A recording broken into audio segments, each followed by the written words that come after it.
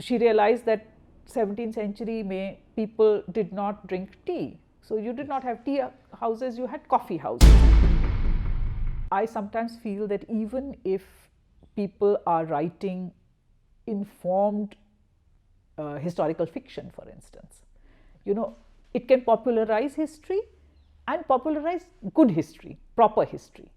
It's one interesting, my sister writes historical fiction, just as a coincidence, I think, nothing to do with our love for history. She came to history from a very different way. She doesn't have a history background, but she writes fiction and she writes historical fiction. So her story is all fiction, but the setting is historic. It's Mughal Delhi, it's Shah Jahan period Delhi, and for that she does a lot of research work to make the setting authentic. So,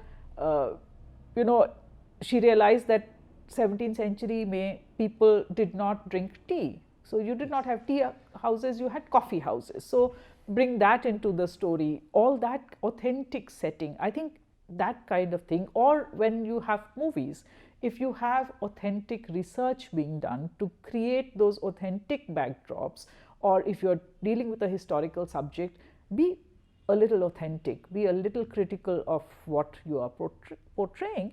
I think that can do a lot to correct a lot of misconceptions that people have about the historical past. Ma'am, about your sister. Yeah. How much do you help her with history?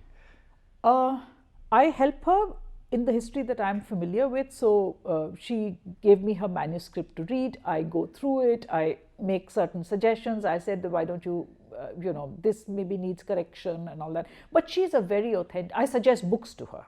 Most often I just suggest books to her and she does her own research. She does not just rely on my telling her anything. She actually reads a lot of books to get that thing just right.